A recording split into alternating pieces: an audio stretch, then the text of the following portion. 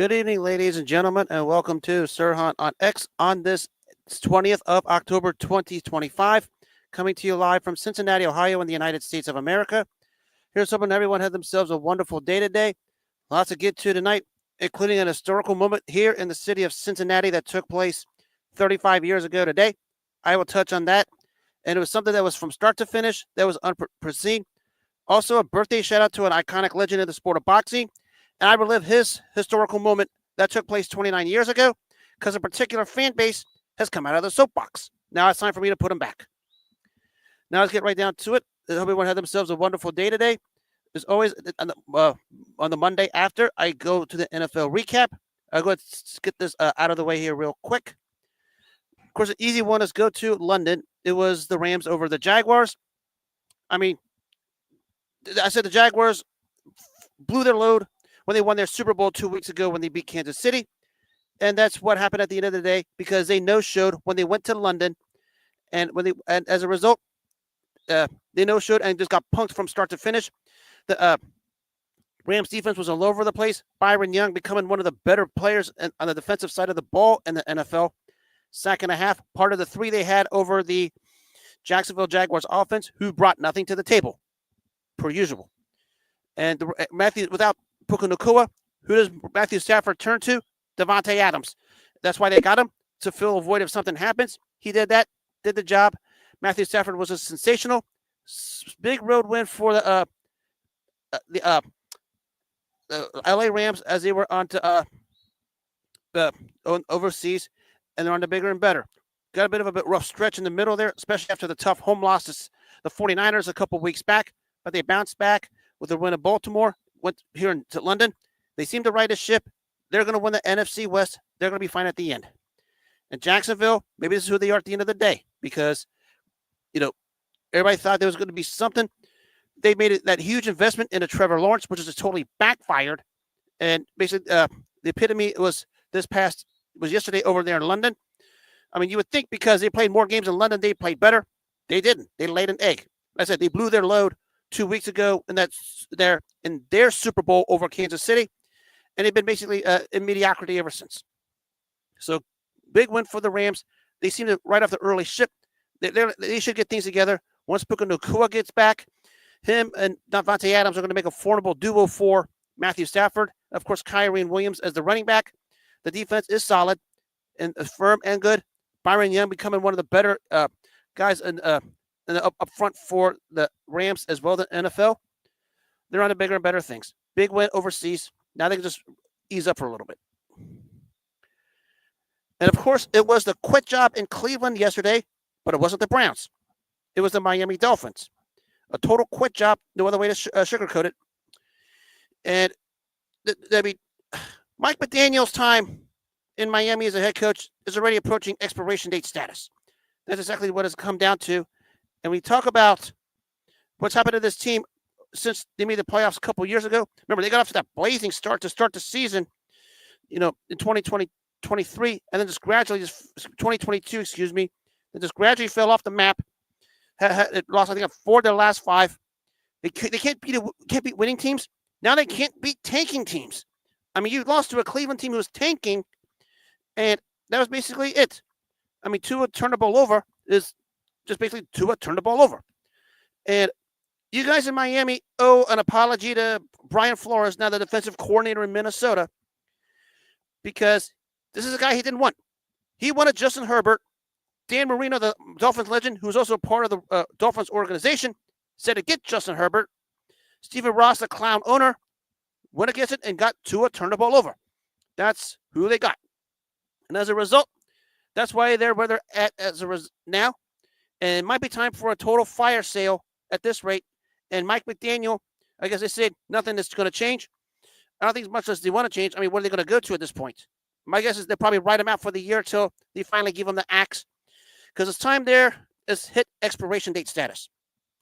But for Cleveland, you're the only thing you get out of it is you're right now a half game over Baltimore because you have this sick-headed hatred for Baltimore for whatever reason. You still haven't said why it is. But that's what happens when you start to tank. I mean, you got to win against a team that quit, but it doesn't mean anything at the end of the day. But good win, solid win for Cleveland. against a team that quit, but a win's a win in this league as it is.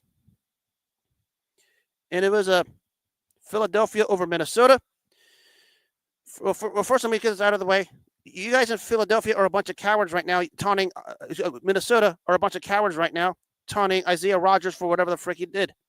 Whatever happened, it needs to stop from Minnesota and Philadelphia fan bases because that's just uncalled for.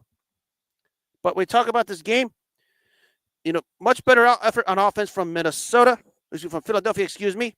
But, there's still work to do. I mean, you got off the 2-game losing streak. You beat Carson Wentz, not really saying much, but that was about it. I mean, A.J. Brown got going, but, there's still work to do. You're going to be fine. You got the win in Minnesota, which is what you needed. Now you can just move on. Keep trucking the way you're trucking, and I expect you guys to do something better. Just stay away from the tush push, and you'll be good. I'll just leave it at that. And after that, it is the Kansas City Chiefs goose-egging the Las Vegas Raiders. Rashee Rice comes back, makes the immediate impact, and now we have to start talking about Patrick Mahomes in the MVP conversation because he looked like that yesterday. And this might be the most explosive offense that the Kansas City Chiefs have had under Mahomes maybe ever, even going back to the years when they had Tyreek Hill, because you have a Rashee Rice, Xavier Worthy, who can burn you. You have a Tyquan Thornton, who Mahomes has developed a nice chemistry with. That offense is going to be doing some damage moving forward. Now, fortunately, Omar Norman Lott out for the season with a torn ACL. Wish him a speedy recovery. And, of course, the weird circumstance with Josh Simmons. Nobody knows what's going on. But the Chiefs are here. The AFC is basically left out for them to just come out and start to clean up.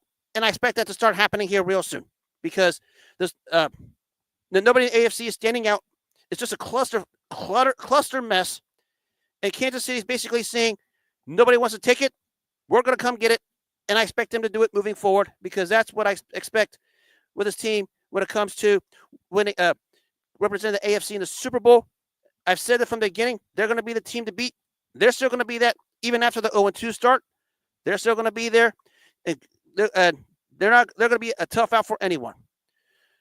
By the way, after might as well just put on the mercy rule because I did not know the Chiefs kneeled down before the 2-minute warning at the end of that game because they benched Mahomes and everyone. The backups came.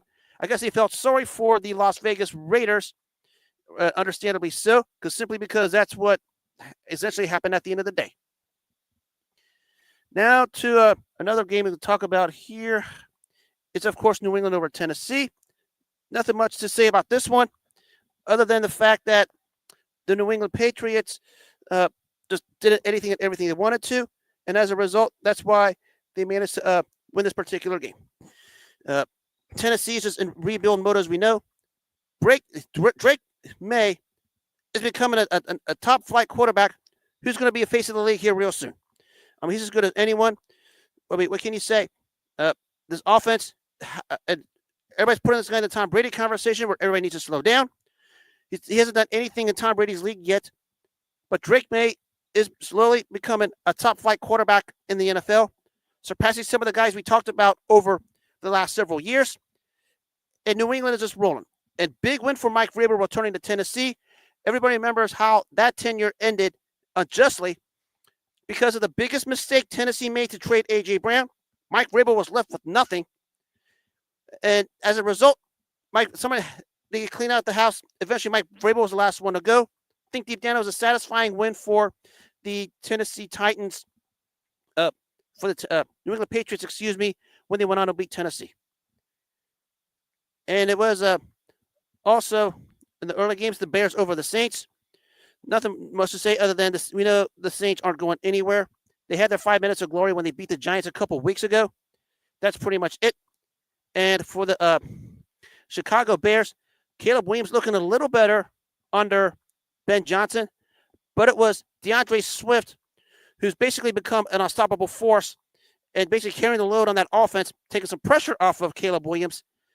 And basically that defense started to look much better. But again, we're talking about them beating the New Orleans Saints. We'll see what happens down the line when the schedule starts to get a little tougher, but they're looking much better under Ben Johnson so far. You got to give him that. More of the early games. And a light one, the Panthers over the Jets. The Jets are just basically the equivalent of slashed tires right now. I mean, you know how air is after you slash a tire? The Jets might have less air than a slashed tire. That's how they are right now. I mean, Justin Fields was benched for Tyrod Taylor. Nobody knows the reason for that one. But then again, people wonder why Aaron Glenn even has a job to begin with. That's the issue. So that'll take care of that early slate. For the late slate, actually a couple big ones I'm going to talk about. Let's just get this one out of the way real quick. It was Dallas over Washington. Probably the best win of the season for Dallas. Dak Prescott looking as great as anyone right now. CeeDee Lamb, Javonte Williams, and George Pickens becoming a formidable trio opposite next to Dak Prescott. That offense is cooking. They get anything on that defense, they're going to be a problem. But for Washington, problem is you have the oldest team in the league, and now it doesn't hurt your franchise quarterback, Jaden Daniels, is hurt again. And that's what we have moving forward. So Washington is not all that good right now. They're more than likely going to miss the playoffs at this rate. But for Dallas, you get any kind of defense with that explosive offense, which is just explosive right now, you're going to do some damage. And it was San Francisco over Atlanta. They look good. But now, one thing I notice, they're just almost like force-feeding Christian McCaffrey, and you wonder if he's going to be ran to the ground. Because basically everything's predicated around Christian McCaffrey and what he does.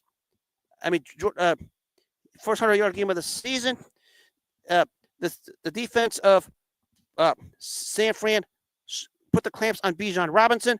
Robert Saleh, we know, is as good of a defensive coordinator as he was in his second tenure over there. Remember his first tenure there, he was as good as any defensive coordinator in the league. That's how he got a head coaching job. And his defenses look better again here. And with everything they've been through, they're 5-2. I mean, they beat the Rams. They have the tiebreaker on that one. We talk about standings, which we'll talk about probably later on. But the 49ers, for everything they've been through, they're 5-2, and they're doing something right. So you have to give them that. And it was Green Bay over Arizona. Maybe Green Bay isn't what we all thought it ought to be. Because they didn't look all that great for the better half of the first 2.5 quarters until they decided to turn it up here. Since tying the Cowboys, they did beat Cincinnati and Arizona. Didn't look all that great in either, but, they won both of those games. But, of course, the late flight didn't help any. If you know the story of that one, the late flight had to change planes. They got touchdowns in the last 3 possessions. But with Arizona, there's most consecutive losses for a team of their caliber with less than 4 points. 5 straight losses with less than 4 points in each loss. You're not playing good complementary football if you get into that point. And we saw the comedy of errors that was with this team a couple of days ago. 2 weeks ago, when they lost to the Tennessee Titans, when they had the game virtually wrapped up and just had the comedy of errors. First, the interception that was botched into the end zone, and of course, the running back who dropped the ball before he crossed the goal line. But this is who Arizona is, and all of their losses have just been due to simple stuff. I mean, if you lose it by only 3 or 4 points, it's the simple stuff and the small stuff and the lack of attention to detail that's going to get you, and that's what happened. So Arizona's got work cut out for them. Green Bay they're just winning. Let's leave it at that. They're just winning. So we'll just leave it alone as it is. And now we're going to touch on 2 other games that took place yesterday. I'm going to go to detail of this. As opposite ends of the spectrum, actually, let's go to Denver first. It's the the Broncos over the Giants by scoring 33 fourth quarter points. How can you justify that not being a quit job? It wasn't a choke job. It was a quit job. There's choke jobs, and then there's quit jobs. What the Giants did was a quit job, period. Brian Daboll is a quitter, and he showed that yesterday. That requires an explanation from someone in the Giants brass who didn't know what their job was. And you had the game under control against the Broncos offense, who brought nothing for the first 3.5 quarters. I mean, they brought nothing. Then all of a sudden he just deliberately and intentionally gave that game away by quitting and not trying to close the deal out. Explain that one, because that's what you had here when you talk about what took place Sunday in Denver. Now for the, I'll get to more of the Giants in a second, but for the Broncos, you found a way to escape. Right now, what you are is essentially a 5-2 team that's somehow 5-2. We'll just leave it at that. I mean, the defense has come to life a little bit, but the offense still leaves plenty to be desired. You're still relying on the corpse of J.K. Dobbins. That's not going to get you anywhere. And we talk about what took place yesterday when the Giants quit on their end. They had a chance to can Brian Daboll after last season, but didn't. And the Giants, John Mara is a clown. I mean, it's a clown show up there in New Orleans, New York right now. I guess it was in New Orleans, but also in New York. But when you talk about what took place yesterday in Denver, it's the biggest clown show you could possibly and ever have right now, because that's what it is at the end of the day. Because the Giants are a hot mess. You have your pieces. You have Jackson Dart, who's eventually going to be a good quarterback, but going through rookie hell right now. Cam Skidabo, good but not great. I'll just leave it at that. And, of course, Abdul Carter, part of that outstanding defensive front. But there's work to be done. You guys in New York still trying to back this guy. And, oh, by the way, let me just add this real quick before I close the book on this game. This was probably the best karma to happen because of apparently the Giants fan base felt the need to go after the Broncos for giving a tribute to the one-time standout receiver Demaryius Thomas, who we know is no longer with us, and took some real cheap shots at the Broncos fans and the Broncos organization. You got your karma as a result, and it's a thing of beauty. I mean, probably the best thing that happened was to you guys was losing on the game-winning field goal, because it probably broke your hearts worse than getting curb stomped. Because I thought you was going to get curb stomped, but you lost on a game-winning field goal, and you guys got exactly what you deserved and exactly what you asked for at the end of the day, and I'm not feeling sorry for you because of how you carried yourselves and conducted yourselves throughout the week when it was revealed that the Broncos were celebrating their 10-year anniversary of beating Carolina in Super Bowl 50 and doing the tribute to Demaryius Thomas. That was a despicable act. It was a disgusting act. It was a cowardly act, and you guys got what you deserved in the end. Your karma. Do better next time. But for the Broncos, I mean, they're going to have a couple easier games coming up till the big tilt coming up in a few weeks against Kansas City, and we know that's going to probably be for the AFC West title. They're hanging in there, and it is what it is. And the last one, this one is the Indianapolis Colts going to the LA Chargers and basically stomping them. The game wasn't as close as the score was. There was garbage time touchdowns just for window dressings on the stat sheet for fantasy losers. And as a result of this, we need to start taking the Colts a little more seriously, a little bit. Not a whole lot, but just a little bit. Because Daniel Jones has had a resurrection going from New York to Indy. And we know, as I said, about the clown show that was in New York. Now Daniel Jones is over there in Indy, playing ball and having fun right now. And as a result, that team is 6-1, sitting on top of the AFC. Lou Anarumo, who Bengals fans scapegoated because Bengals fans are cowards, is now just had a new life over there in Indy. Maybe a change of scenery was needed for him to get some juice, and he's taking advantage of it. And the Indianapolis Colts, that roster, they have some nice pieces. I mean, Jonathan Taylor's had a resurrection. I mean, the guy's six touchdowns in the last 3 games. The guy's becoming a touchdown machine all of a sudden. Tyler Warren, the standout tight end from Penn State, fell into their lap and has become a solid piece for Daniel Jones. And, of course, you have a guy like Michael Pittman Jr. as a wide receiver.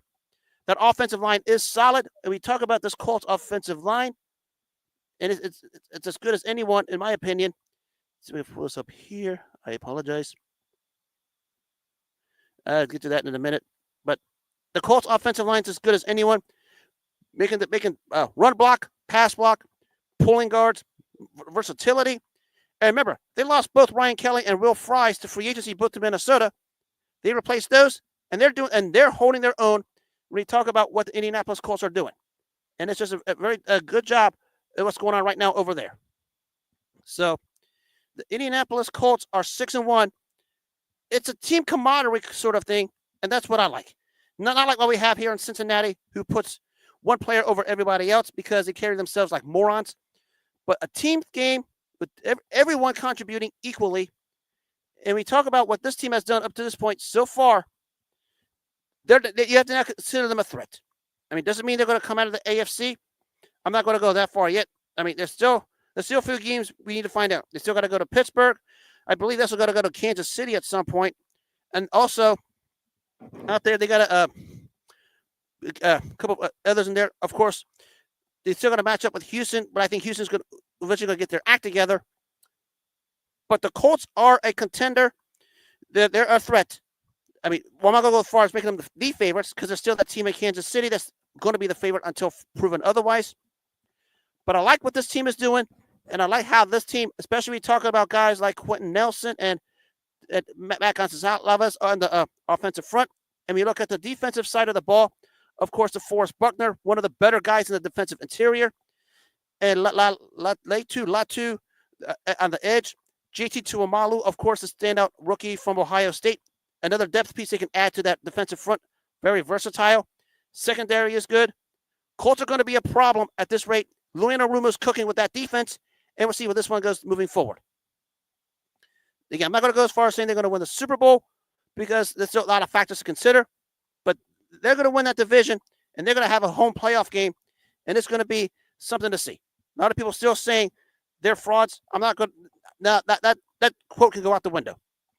As far as the Chargers go, when you lose two key guys in your offensive line like Joe Alt and Rashawn Slater, you can expect this to happen. Also, doesn't help you lost your top two running backs, Najee Harris and Omarion Hampton. And your defense just got cooked. And it got cooked by a guy in Daniel Jones who's just playing with confidence right now after what took place in his tenure with the Giants when the Giants just despised him for no reason at all or for whatever reason it was. So we'll see what happens moving forward. The Colts are a threat, and as long as they're playing like this and you have Lou Anarumo cooking it up over there like he is in Indy, they're going to be a problem. We'll see what happens moving forward. Now I'll touch on a historical moment that took place in Cincinnati sports history. This took place 35 years ago in Oakland, and we're talking about the 1990 World Series, the team I'm representing today. It is the Cincinnati Reds that brought the brooms out to the Oakland Athletics. Wire to wire, the best team in baseball that year, the 1990 World Series Reds. And we talk about just what they did to get to this point. I mean, no one's going to mistake this team for the big red machine of the 75-76 team. Nobody is. I mean, forget it. I mean, the big red machine, which I'm going to touch on Wednesday night, is so far in the stratosphere, there's no number two. But you can't ignore what this team did in 1990 just to get to just to go wire to win the entire World Series. I mean, when you think about this club for a minute, I mean, you talk about Barry Larkin, a Cincinnati icon, Eric Davis, one of the guys that was going to be something. It was a standout here for a couple years before he got shipped out. Chris Sabo, Paul O'Neill. Of course, you're going to forget Tom Browning, who the last guy that pitched a perfect game here in Cincinnati a couple years before this. Of course, Jose Rio, who pitched a gem in the closing game of the World Series, which I'll touch on here in a second.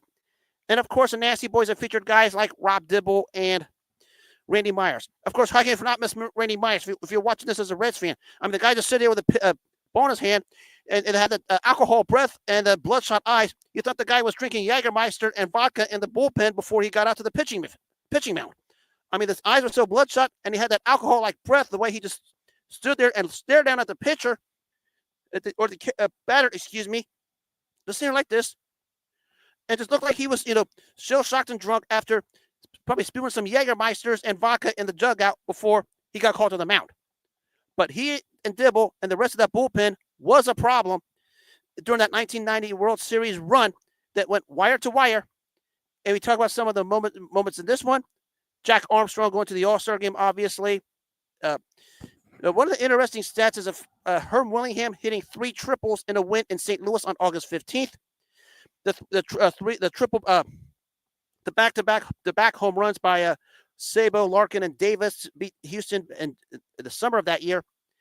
And of course, who can forget what happened August 21, 1990, when Lou Piniella got all worked up over a missed call and just threw the first base 35 feet across the stadium. I thought that thing traveled about 350 feet because that thing went farther than 35 feet. But Lou Piniella, who can forget throwing that base across the field because he knew the kind of team he had. And of course, the clincher, of course, was when Norm Charlton and Randy Myers closed out on a one-hitter to beat the Pirates to win the National League pennant, which led to what took place during the World Series. I'll break this down game by bit. It was game one, of course, the series. In his first at bat, hitting the home run, put him up 2-0. That was it. The Reds just shut out the A's. Game two, into this particular game, where it was back and forth, but a lot of maneuvering on both parts. Oakland was know that they cannot go back to home down 2-0, but it didn't matter because the Reds just did anything and everything they could to win game two, and they did that. And of course, the conclusion was the gem that Jose Rio pitched in game four of the 1990 World Series to clinch the World Series in Oakland to complete the sweep against a 103-win team of the Oakland Athletics. And we talk about this Oakland Athletics roster. It was probably one of the deeper ones you had. I mean, you had, of course, Jose Canseco, Mark McGwire, Ricky Henderson. Let's start with that one. And, of course, we had guys like Dave Henderson, Dave Stewart, Doug Jennings, Stan Javier. And, of course, we talk about the pitching staff. It was pretty deep itself.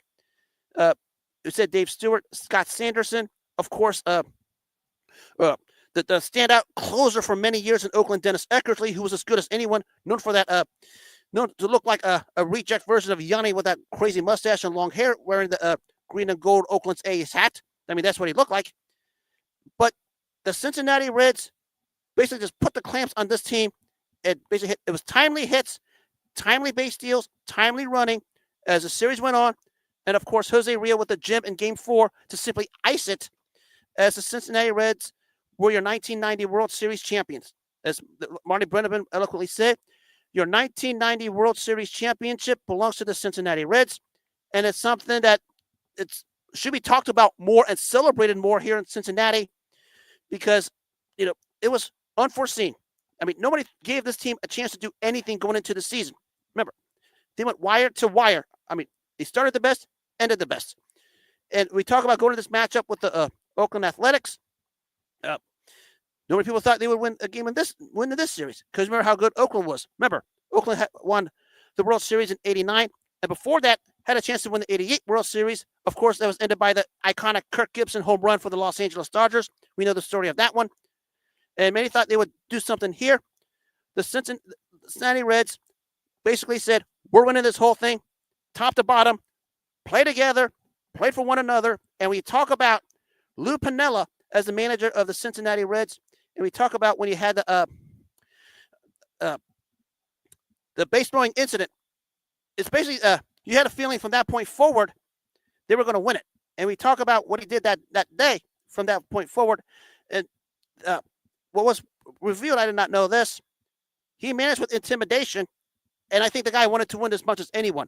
Remember, there was after the whole fiasco with Pete Rose, and we know what happened with that.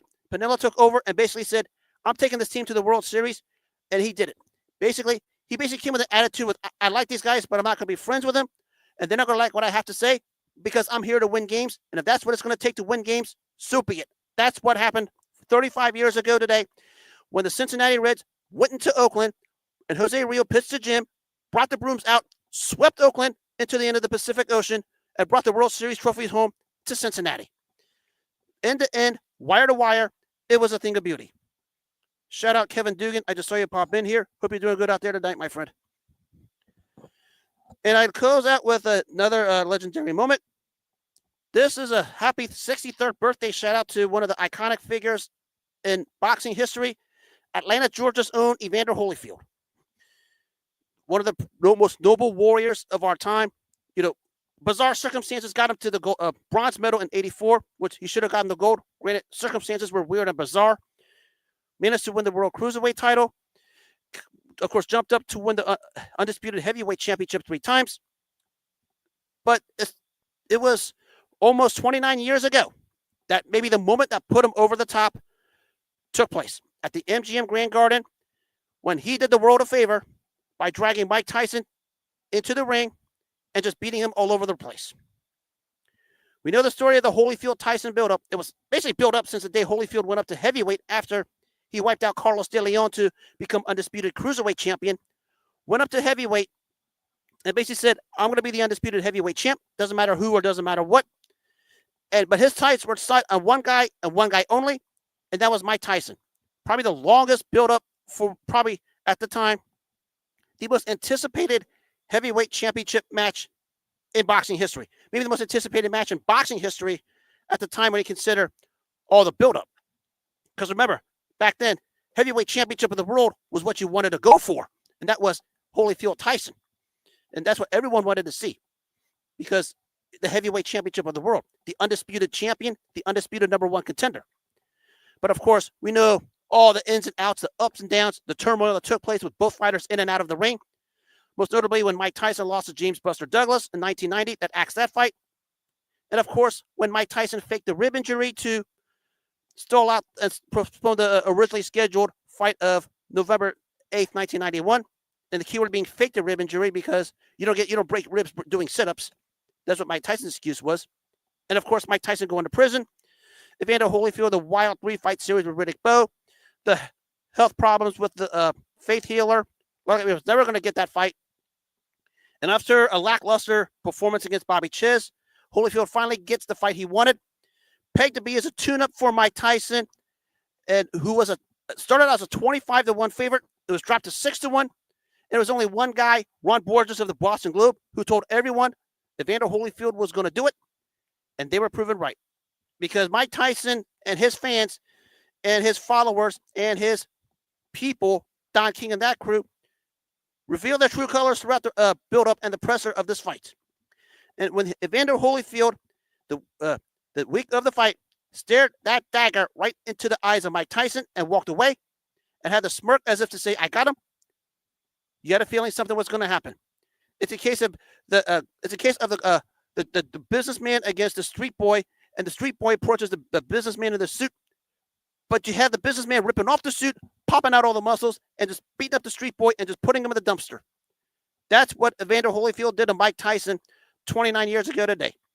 And for you Mike Tyson fanboys out there who still think, headbutts or whatever is the reason for the victory, newsflash, Evander Holyfield just had the brakes beaten off of him by Riddick Bowe in their third fight, and people were calling for his head. He was 6 months removed from a fight against Bobby Chiz, where he basically looked like he was finally old.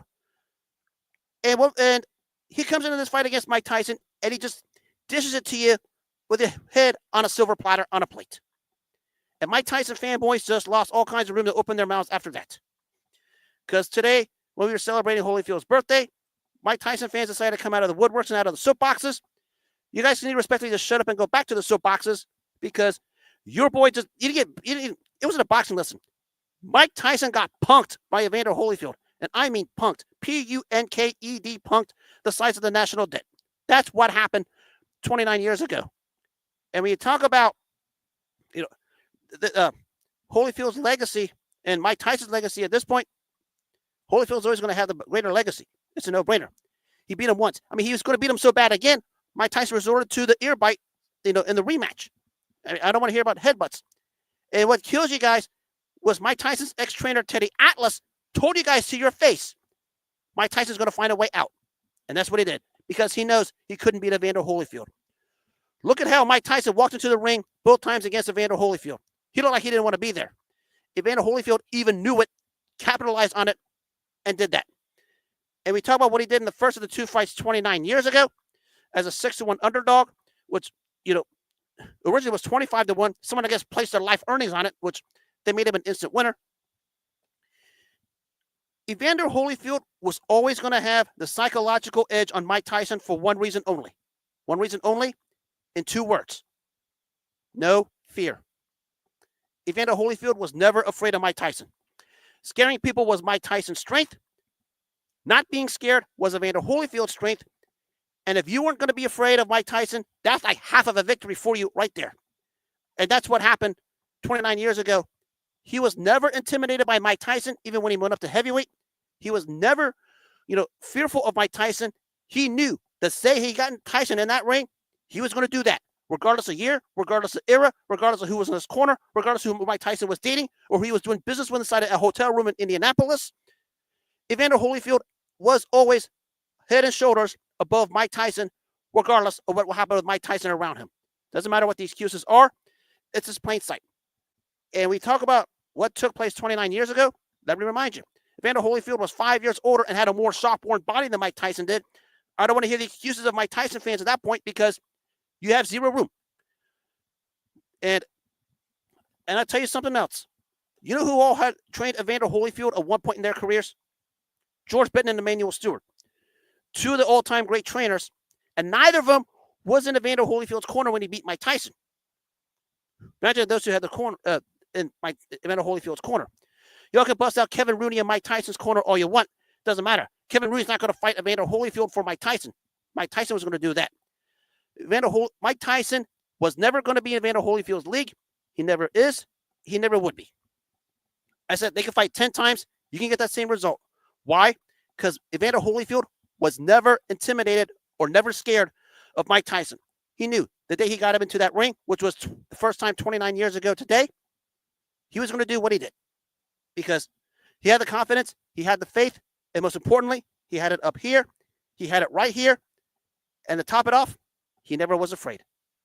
And as long as you're not afraid, that alone gives you about half of a victory against a guy like Mike Tyson, who essentially you can say was a front runner. But, Evander Holyfield just was it. And when they say he's him, Evander Holyfield was him, especially what he did to Mike Tyson. And the fascination about Mike Tyson fans, and I've said this, they're the most gullible and sensitive and, in this case, perverse due to the fact that they saw what they saw on the highlight reels and think that was going to be the end-all be-all of any era and think that's the correct answer. I said Mike Tyson's legacy is always going to be got you watching and got you talking. Nothing more, nothing less. I mean, he got you talking, he did that. He got you guessing, he did that. But anything more than that, I don't know how you're going to rate it, because that myth which was once destroyed by James Buster Douglas, you could probably say was put in the grave for good by Evander Holyfield, who today on his 63rd birthday can just look back and say, I did it.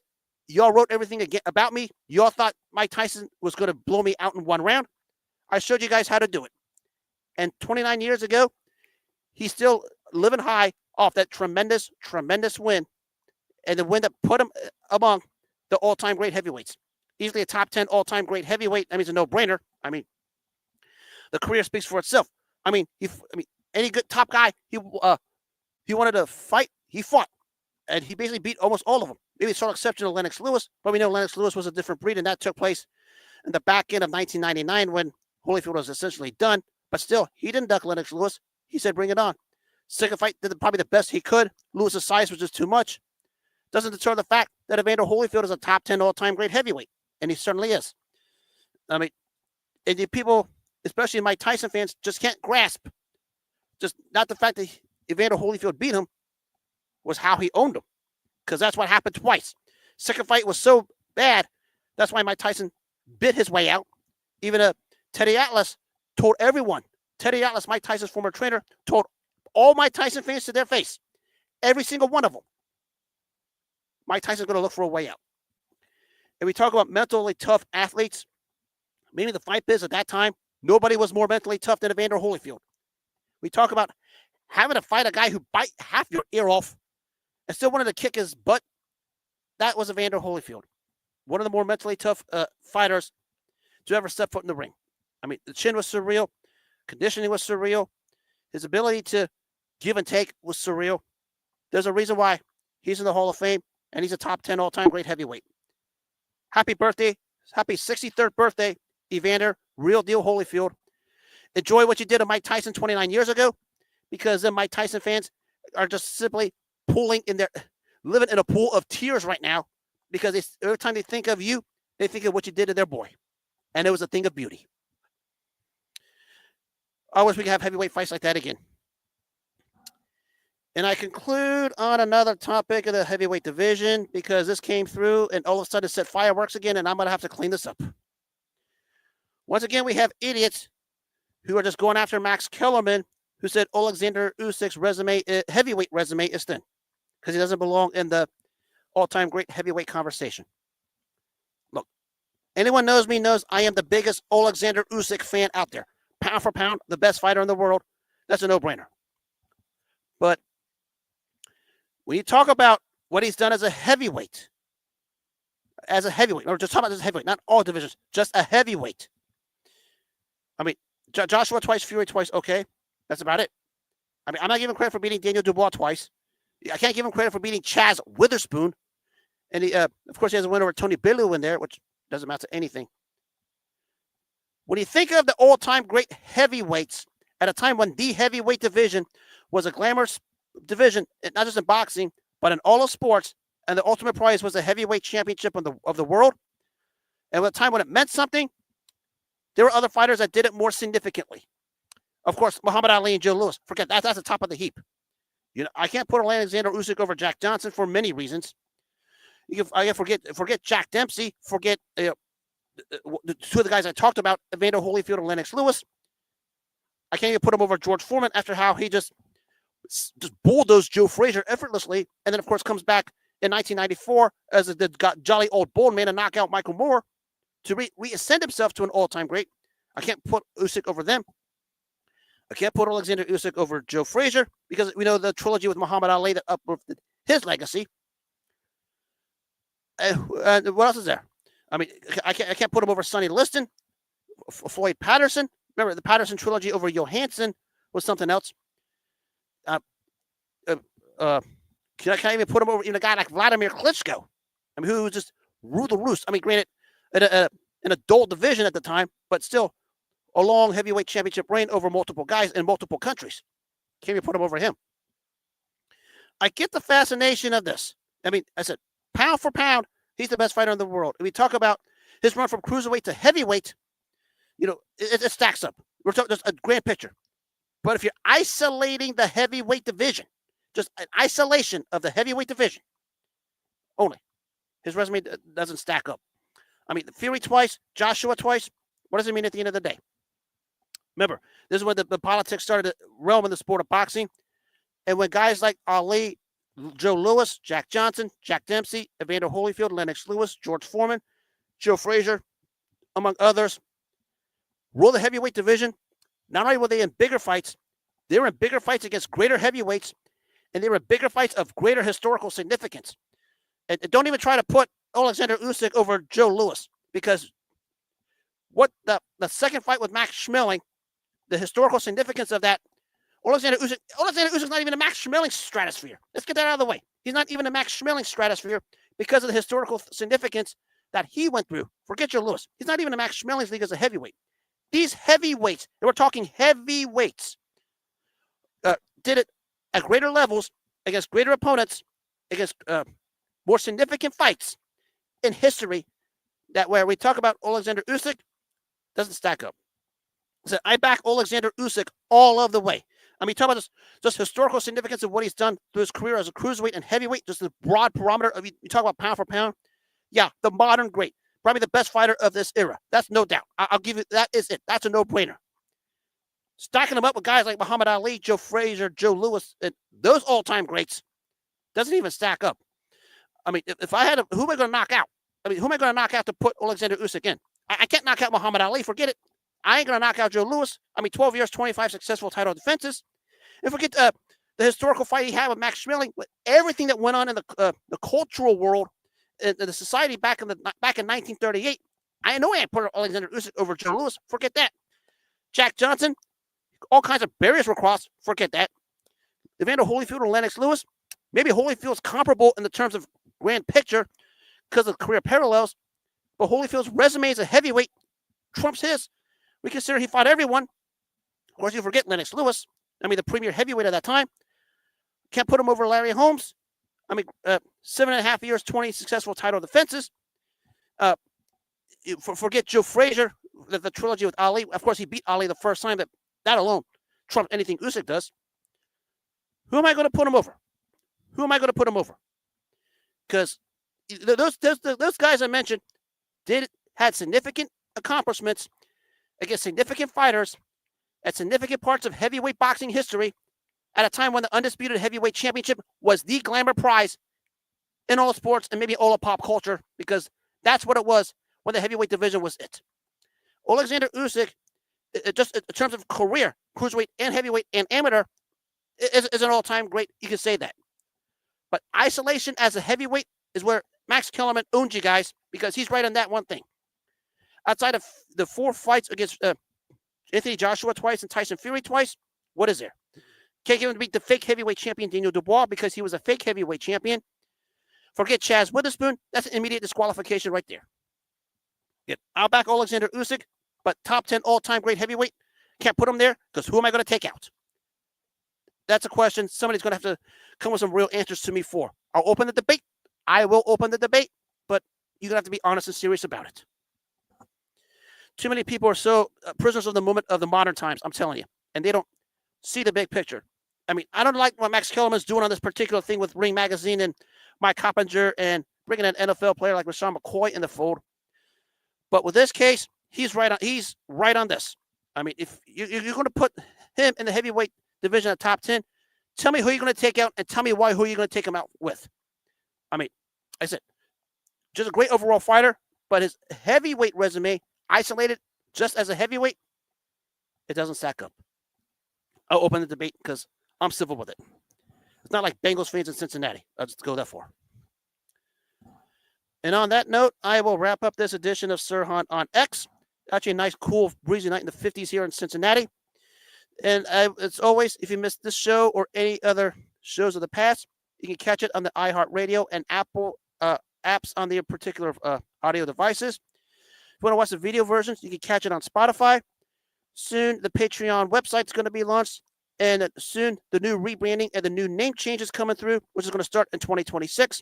I will reveal more as time goes on. The project is still in the works. I don't like to reveal anything until the product is finished. So I went asked questions about it. Relax. It's not going to happen until 2026. And as always, I tell this to everybody equally. Make self-care your number one priority in all walks of life. Make sure you take care of yourself first before you take care of anything else. Take care of you, focus on you, and other good things will happen. If you don't take care of yourself first, nothing else is going to matter. Always take care of yourself first. And on that note, that'll wrap up tonight's show. I will be back tomorrow night. Until then, have a good rest of the night. Take care. God bless. And I will see you tomorrow.